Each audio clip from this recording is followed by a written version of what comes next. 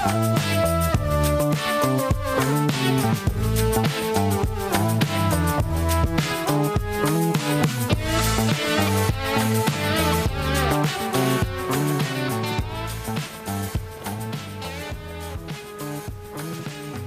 up, world? What up, everybody? It's your boy, Tommy D. You know, the nonprofit sector connector. I like saying the word hashtag. I think it's great. I think it's just, we should say it a lot more. So, hashtag ending the stigma together. This is my journey. This is my campaign to shine a light on mental health issues, serious and persistent mental illness. I tell you, every time we do this show, I have no clinical background, but I got 47 years of being a human being.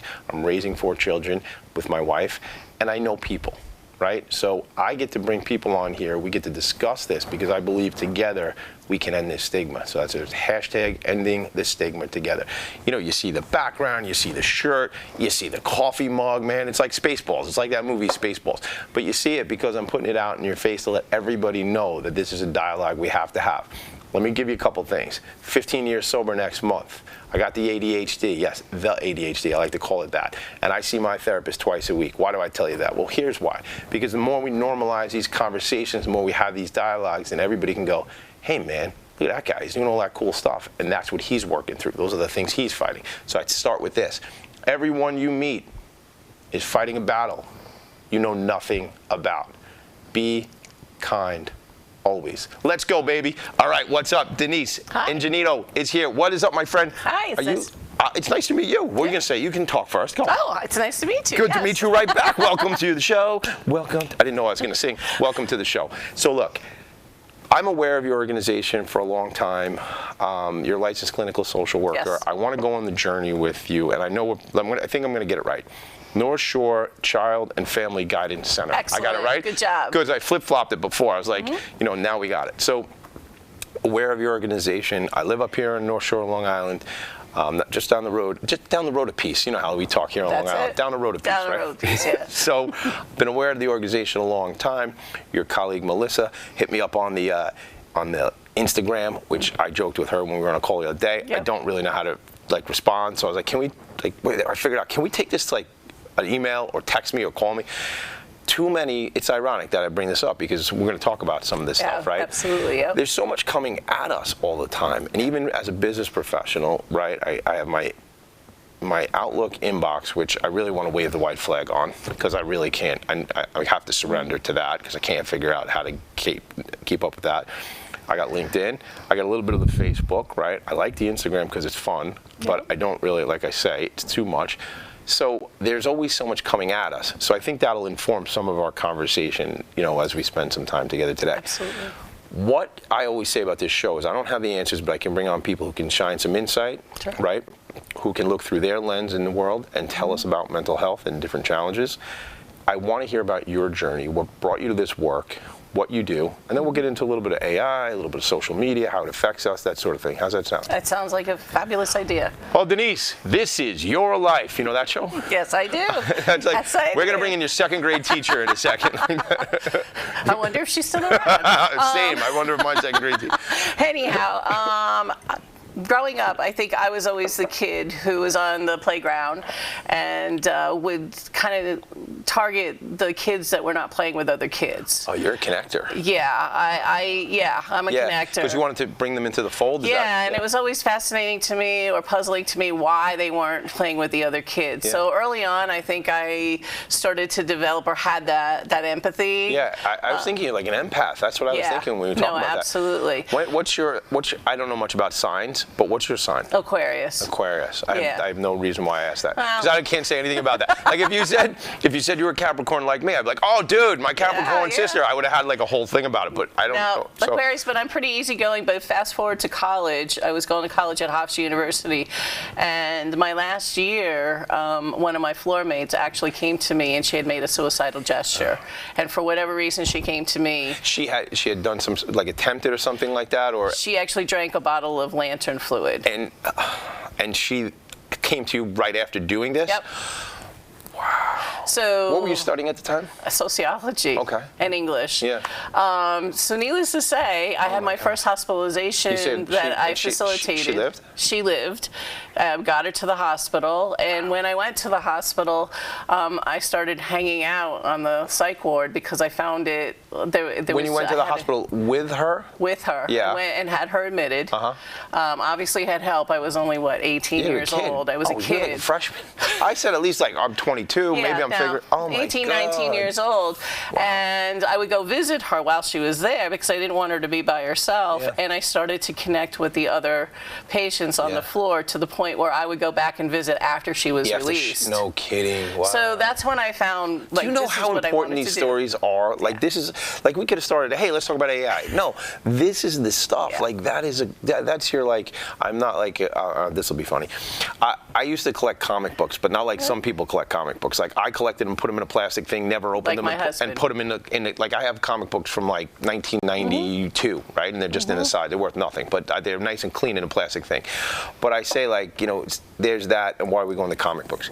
Of course, that Genesis story, like that's part of your story. Yeah. No, absolutely. And I found that I had this like love for it.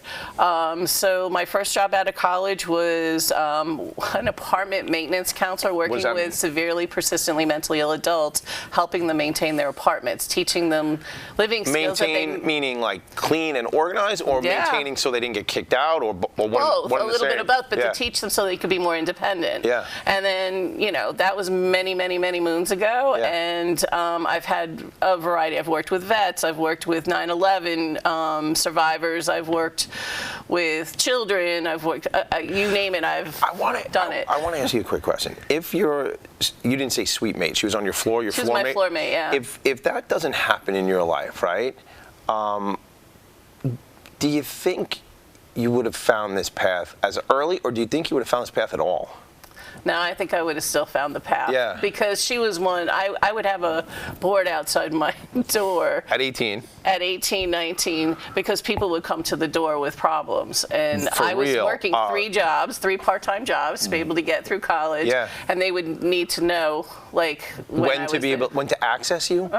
This was a calling. This is who you are. Yeah, and it is a calling. And it's something that I believe very, very deeply. That's why I'm happy to be here. Yeah, 100%. So, I ended up at North Shore Child and Family Guidance Center last year. I started. I had taken a break from clinical work a little bit to do some more administrative work, and I'm so happy to be back doing what I just am meant to be. So you mainly, help me understand, at North Shore Child and Family Guidance Center, we're dealing mainly with children, right? Children and families. Children and families, right? So that whole dynamic. Interesting. I did Philanthropy and Focus this morning, and I had an organization called Lift on the show, and we talk about family, the family unit, and the importance as it relates to poverty, socioeconomic conditions, and all these different things. So you have to address it as a family. In fact, a couple of years ago, I had Kathy Rivera from North Shore Family Guidance. That's my boss. Yes, I had her on Philanthropy and Focus, and somehow, like, I'm not really good at having like a family calendar. Like, I live and breathe by my Outlook calendar. I must, because of the way my beautiful brain is, right? Somehow there was a family calendar on my phone that my wife put there that I didn't even know was there. But I got rid of Life 360 though, because I don't want the whole world to know where I am. So I pulled that off my phone. This is not relevant to the conversation, but it felt like I would tell you that, right? Do you know what it is? I'm good. You're a good listener. So, I go and I see this thing, and my wife is there at an appointment with one of my children at North Shore Child and Family Guidance Center on a Thursday evening when I'm interviewing Kathy Rivera the next morning. Now, I had known this child of mine was in therapy. I didn't have all the details, but it was just like a very interesting universal thing, and that how that all happens, it's kind of a trip. Tell me about why you went there, and let's talk about young people. And I was not somebody who sought out therapy when I was a young person. I was I probably would have been somebody who said, that's not my bag, man. Tell me about how you got to working with children, and then why that's so important that we empower young people to talk about their feelings and work through what they're dealing with. I think it's even more important today than it was even when we were kids. I mean, it was always important, but as you started the show off with, our kids are getting bombarded in real time. Like if we weren't, invited to the birthday party, we may never have heard about. Didn't even know. We didn't know unless somebody, was mean and said, hey, whatever. Right. But these days we can see it. You can see it in real time. It's the live from the bat or bar mitzvah or the sweet 16 that the junior or Sally is not at. Absolutely. So that, and then having, if you were bullied in school, it was terrible to be bullied in school, but now you can be bullied in school, but you don't get a break when you get home. That's what we've been saying for years. Like, I feel like we've been saying that for like 15 or 20 years, and now it's even worse, because I know it is. I'm raising 4 children, but I know it is because if it was bad then, I really remember, like, talk about young people and bullying and this tragedy with young people having suicidal ideations, and especially I understand, and I have 2 of each, 2 boys and 2 girls, and I understand. I was the MC for an event for iTry, which is a triathlon organization for young girls in middle school, and they're out in East Hampton. They do such great work, and girls, I understand even more so, are having more challenges, and I even see it, like, I don't like to get too personal, but I just see it in the dynamic of people I know, that it's always this comparison thing. Like, it's, and women, I feel like, have always had this problem, young women even more, that about whatever, body issues or, facial issues, the skin, all this kind of stuff. These apps and things like that, it's nasty, man, and there was a movie a couple of years ago called, oh my goodness, it was the Social Dilemma. It was on Netflix. If you haven't seen it, you should check it out. And it was all about the algorithms. And like, I watched or heard something recently that the algorithms are just like, if it's a young girl and she's whatever experiencing something like I'm not happy, or Google's I'm not happy the way I look, whatever, boom, the thing just gives them more stuff or sells her some stuff and all this kind of stuff. And the algorithms, especially in this Social Dilemma movie, which you should check out, it's of course it's set up this way, and it's not fair to us as humans, because it's so overpowering. There's no way. I know addiction pretty well, These machines are like, what if, like, when I was, when with alcohol, what if alcohol was put in my face every single time I look at my phone, and this is so challenging. Right, and there is scientific data that says, and not to get too clinical, but when you post something and you look for the likes or whatever, you get a shot of dopamine every time you get that like. And I was like, no, it does happen. Yeah, it happens, and I hate that it happens. I gotta tell you, and some of our brains don't make as much dopamine, right? And those of us who have special ADHD, right? There's reasons. I hate the fact. I love to post on social media as it relates to things that are nonprofit related, mental health related, business related, right? Everywhere I go, nobody knows the name of my kids unless they're personal, right? I don't like to post that stuff. I like to post this other stuff. But of course I'm looking for a shot. And I hate that I'm looking for a shot. Right. But I still go for it. Absolutely. It's craziness. Absolutely. So there's so many levels to social media, and now we have the dimension of artificial intelligence, AI, right? So we recently had a case, a child who was being bullied. And he was being bullied because somebody created a profile and AI'd his voice and his face, and so it looked like he was doing or saying certain terrible things. And it was proven that it was AI. So here's a new dimension to our clinical work: is how do you manage that? So let me stop you for a second. First of all, so I have a guy who helps me with some social media and marketing and stuff like that, right? And he's quasi social media coach for some of the work I'm doing. He's teaching me some things. He doesn't do anything for me. It's a kind of a DIY thing. One of the things he showed me recently was a video of him, and he goes like, it was like a 30-second Instagram thing, and it was like him talking, some words on the screen, him talking again. He goes, what do you think about that? I go, whatever my feedback was. He goes, did it look real? I go, what do you mean? It wasn't him, but it was his face, his mouth moving, and all this kind of stuff. What torture are we creating in this society. Now, what this gentleman and I were talking about was business related. Right. I don't know. Maybe it's not a problem. Okay.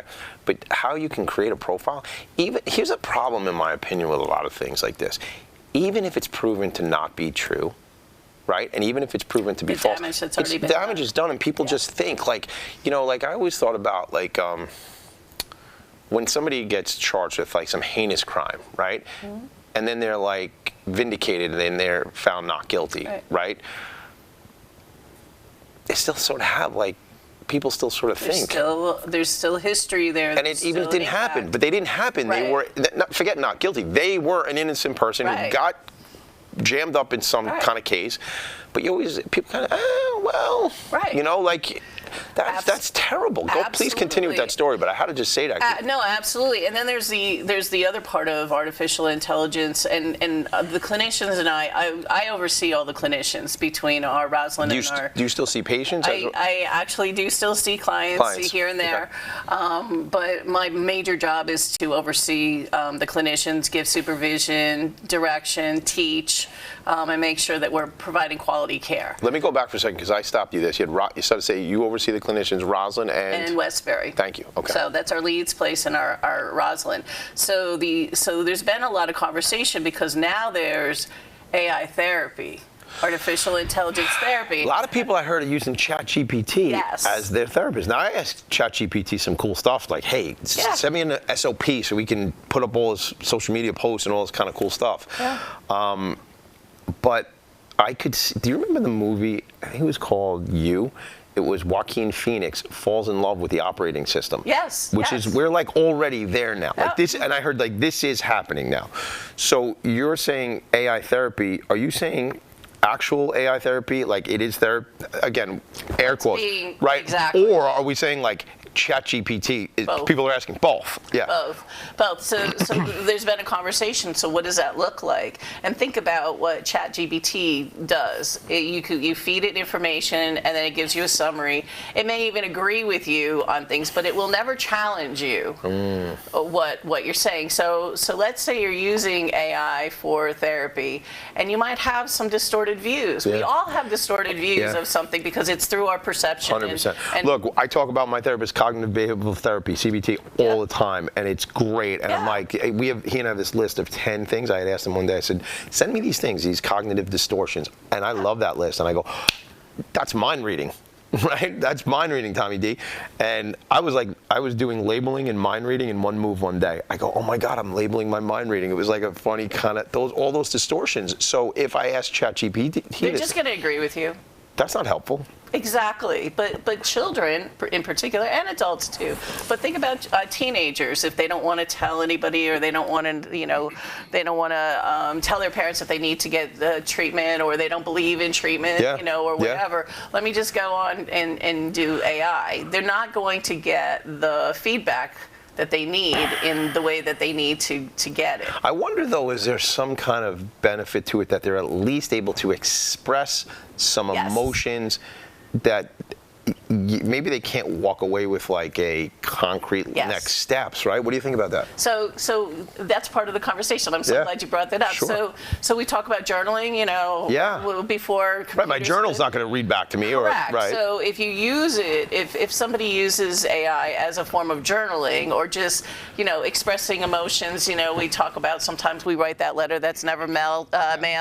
Yes. And if it's used that way, then fine. But if you're feeling suicidal, right? So let's actually pause right there. If somebody finds this and they are feeling that way, or very depressed, or need some support, 988. What is 988. The Long Island Counseling, the emergency number, the Long Island Counseling. I'm drawing a blank. The Crisis Center. Long Island Crisis Center. Right. Those are our two big ones. Yep. The Crisis Center probably is more. I mean, we had somebody recently who was in class having some intrusive thoughts, and she actually was on her laptop and actually chatted with somebody at the Crisis Center, and they were able to contact us, and we got her help immediately. Oh my goodness! So in real time is a very useful thing. Sure. Look, we're going to have some.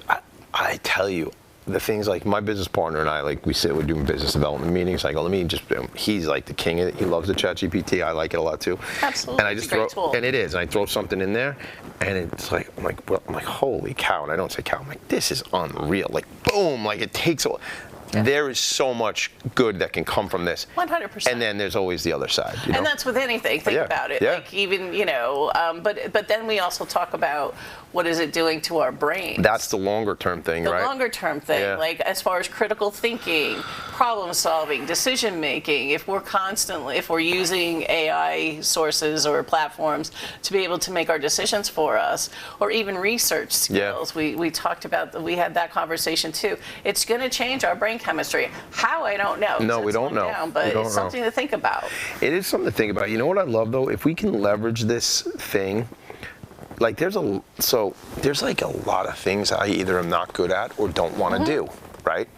And if I can make some other thing do that stuff for me, like some of the stuff it's done for me, like I say, like just an example, like I want to do this new show. It's called #Ending the Stigma Together, and let's do an SOPs, and it's like pulls all these ideas. Tommy D, you're the nonprofit sector connector, and blah blah blah. I'm like, oh my goodness. Yeah, and like that, great. and that's just an example. That's not really a real life example Right. because this is already happening. Right. Before, but if I asked it, how can I market this show and reach out to more professionals or just not just professionals, but people who want to talk about this, it would give me like 19 different steps. And I go, all right, well, should we do an email campaign? Yeah, and can you do a template? And it'd be like all this. That to me, what a boon for the human race, 100%. right?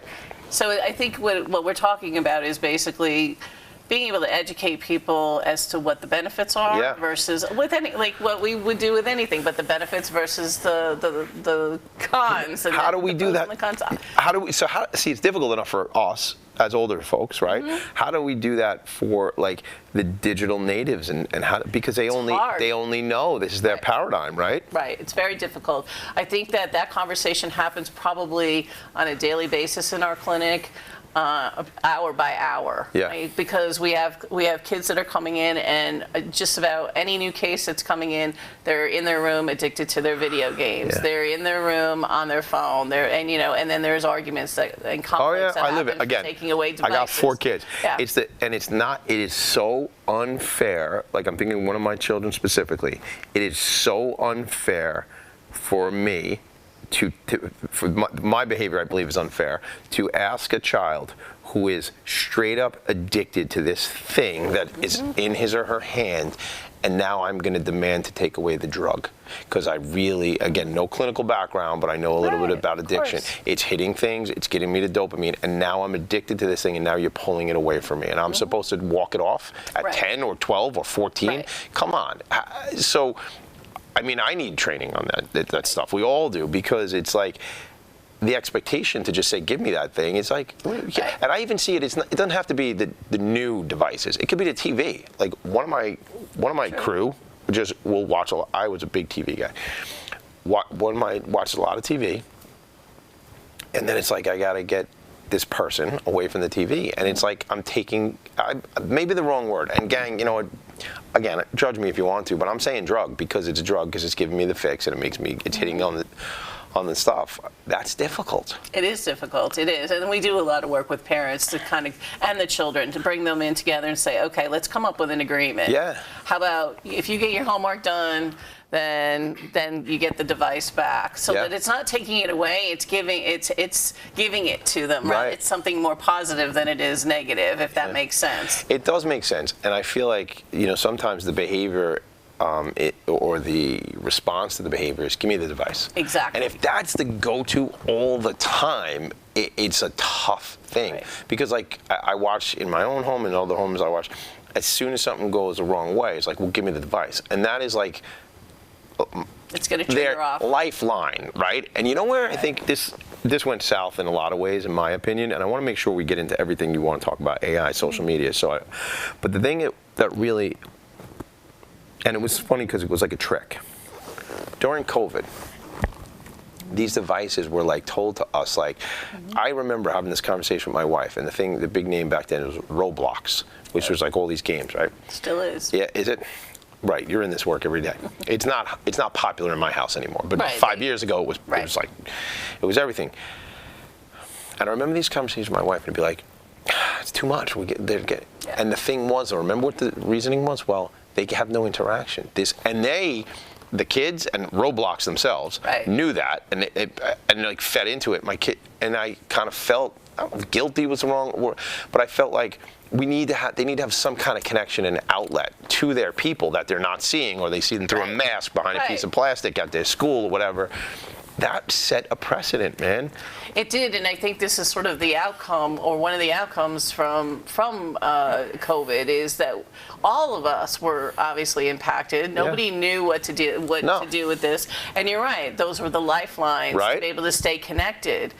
And then you had the 20% of kids that didn't have connectivity or a device, so that's a different issue for another show, maybe. Yeah. But would you like to come back? Sure, I'd be Dude, happy to. because here's the thing, you better hurry up, because I'm only doing this show until we end the stigma around mental health, all right? I'm with so So forever. forever. But you're right. So we all got conditioned, but now we're back in person, but we need to be able to help our kids get back into person too. Yes. Because now we have a lot of anxiety, a lot of social anxiety. Because they don't know what to do with this. Yeah, I'm not against medication, like when it's appropriate. Of course. But like anything else, it's easy. It's a quick fix.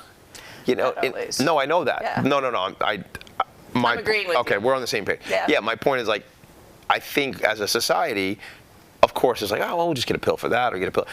That you want to talk about another show? You get me on here and let me rant about big pharma for 30 minutes and that whole thing. Now, again, I'm not knocking utilization of medication as appropriate when it's the right thing. But as a society, we want the quick fix, man. We want instant gratification. I don't have to change sometimes my behavior because I could just do this thing over here, you know? Again, I'm not hating on medication, gang. And again, I'm not a doctor. I just play one on TV. But also, too, medication isn't the fix. And people, that's like a misnomer. It's not a fix. It's a tool. It's a tool. Yeah. And that's so, like, for instance, you have to, and that's why, you know, when necessary. When necessary, but also therapy in conjunction with medication, right? And evaluated and conversations.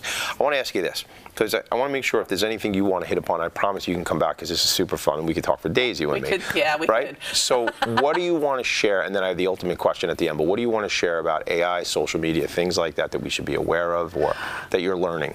I think that we just need to be aware that AI is impacting our ability to problem solve. It's having an impact on our kids. They're looking to that. We don't want them to look for that, to be able to get the help. We want the personal human touch because that's really, I mean, AI is not going to ever be able to replace that. No. It's not. And the child doesn't know that. So we need to be, I think it's awareness and being able, once we're aware, to be able to mitigate that. And to say it is a great tool. It is a great 100%. Tool when we use it the right way. Exactly. Before we run out of time, here's what I always ask my guest, okay, through your lens and the way you see the world, my friend, how do we end the stigma? To make it, to normalize it. What does that mean? To normalize it that you shared a little bit about your story, and you said everybody has a struggle, right? Everybody that you walk by has a struggle. We all have it. We all have some sort of trauma in our lives. If that's the case, why is it so stigmatized? Think about it. I don't know the answer to that, and that's what I asked that question. And that's what I'm talking about. I don't know why it's stigmatized. Normalizing by talking about it. That's what this is. Talking about it and having a positive response to talking about it. Normalizing the conversation and having a positive response to that conversation. That is so good. Doesn't it sound so simple? But it's not. You know why? It is simple. It's not easy, you know, because the concept is simple. It makes sense. But when you're dealing with, not years, not tens of years, but millennia of crap piled onto this thing, generations of this. I mean, you know, there's so much, so it takes a lot. And I joke that, you know, I'll stop doing the show when there's no stigma. This is a journey. That's all this is a journey and a conversation. So it's about education and it's about normalizing these conversations and having open dialogues. Thank you so much. And not being ashamed. No, 100%. Not being ashamed at all. Cheers. Denise, thank you for being here. No, it's been my pleasure. Will you come back? I absolutely will. I love it. I love it. My goodness, gang. What a show. What a show. What a concept. The nonprofit sector connector with hashtag ending the stigma together. I don't have the answers, gang. I tell you that, but I'll bring a bunch of questions and I'll bring some folks who do have some answers. We're going to talk about normalizing these conversations. We're going to talk about feedback. And gang, I'm telling you this, I'm in the fight. I'm in the struggle with you. I'm battling through my own stuff. And I'm raising 4 small human beings that are in my home, which makes it a little extra challenging. So listen, love yourself, love everybody else. It's all about compassion. Take care of people. Appreciate you. Make it a great day. I'll see you later. Bye. Oh, this is another In Focus production.